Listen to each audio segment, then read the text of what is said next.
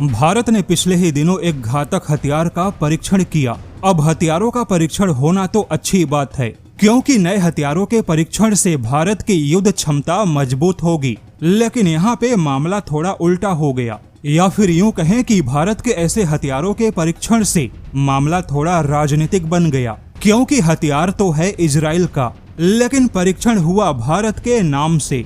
ऐसे में सवाल उठा कि क्या भारत का DRDO ऐसे मामूली हथियार को नहीं बना सकता था।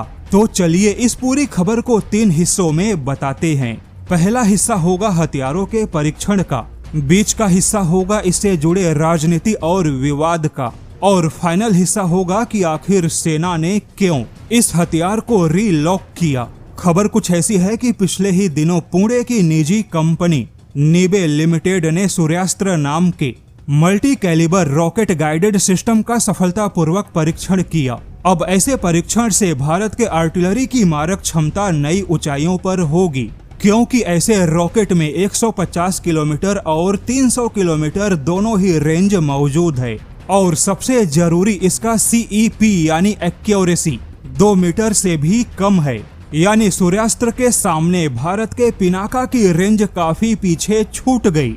लेकिन जैसे ही इस रॉकेट का परीक्षण हुआ, उसके बाद हंगामे और विवाद की शुरुआत हुई। यहाँ पर विवाद रीब्रांडिंग और स्वदेशी आत्मनिर्भरता को लेकर है, क्योंकि भारत ने जिस सूर्यास्त्र का परीक्षण किया, यह नाम भले ही स्वदेशी है, लेकिन यह पूरा सिस्टम, पूरी तकनीक इजराइल की है। हालांकि यहाँ पे ट्रक चेचिस भारत का होगा, लेकिन उस ट्रक पे माउंट होने वाला पूरा सिस्टम इजराइल का है। अब ऐसे में सवाल उठा कि ऐसा यूनिवर्सल रॉकेट लॉन्चिंग सिस्टम बनाना कोई मार्स तकनीक या जेट इंजन बनाने जैसा कठिन नहीं है। भारत का DRDO ऐसे सिस्टम को बड़ी आसानी से बना सकता है, तो भारत को इजराइल का सिस्टम लेने की आवश्यकता क्यों पड़ी। हथियार तो है पूरा इजराइल का, लेकिन इसको केवल भारत का नाम दे देने से भारत की अपनी स्वदेशी क्षमता मजबूत नहीं होगी। हालांकि कई जानकारों ने रक्षा मंत्रालय पर भी प्रोएक्टिव नहीं बल्कि रिएक्टिव होने का आरोप लगाया। यानी दावे के मुताबिक रक्षा मंत्रालय पहले से तैयार नहीं था, लेकिन जब भारत ने देखा कि चीन ने सीमा पे लॉन्ग रेंज के रॉकेट सिस्टम को तैनात किया है, तब भारत ने जल्दबाजी में चीन के टक्कर में इजराइल के रॉकेट को स्वदेशी नाम से उठा लिया।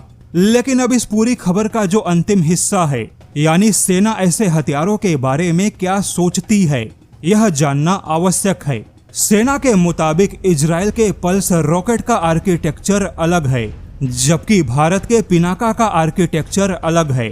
वहीं फ्लेक्सिबिलिटी और डाइवर्जिफिकेशन आज के युद्ध की आवश्यकता है। और जैसा कि DRDO कई सारे बड़े हथियारों पे काम कर रहा है, वहीं युद्ध के मैदान की कड़वी सच्चाइयां किसी भी तरह के अनुमान से बिल्कुल अलग होती है।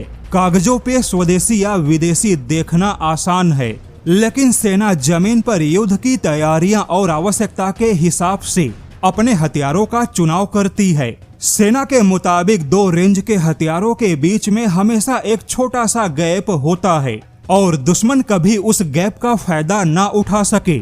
इसके लिए टाइमलाइन के अंदर कुछ हथियारों का शामिल होना भी बहुत ही आवश्यक है। और यहाँ पे सूर्यास्त्र वही हथियार है जो कि भारत के पिनाका रॉकेट के और ब्रह्मोस जैसे क्रूज मिसाइल के बीच के गैप को भरेगा। वहीं छोटे और मध्यम हथियारों में देश की प्राइवेट कंपनियों का भी मजबूत होना जरूरी है, क्योंकि सारा बोझ केवल DRDO पर ही होगा, तो भारत के हथियार तेजी से विकसित नहीं होंगे।